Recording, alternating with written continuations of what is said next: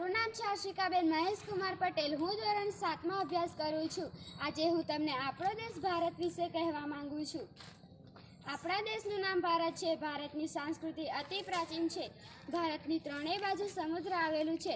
ઉત્તરે હિમાલય પર્વત, દક્ષિણે અરબી સમુદ્ર, પૂર્વમાં બંગાળનો ઉપસાગર આવેલો છે।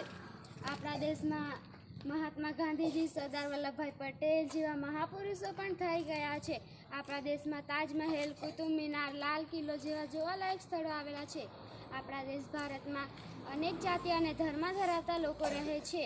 તેમના ખોરાક, ભાષા, રહેણીકરણી ખૂબ જ અલગ હોવા છતાં પણ તેઓમાં એકતાનો ભાવ રહે છે। આપણો દેશ પર પહેલાં અંગ્રેજોનું શાસન હતું।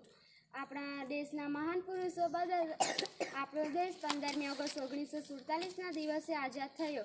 ત્યારબાદ ઘણી બધી પ્રગતિઓ થઈ। પૃથ્વીનું સ્વર્ગ ગણાતું કાશ્મીર પણ આપણા દેશના હિમાલયની ગીરીઓમાં આવેલું છે। હું મારા દેશ પર ગર્વ કરું છું। જય હિન્દ, જય ભારત।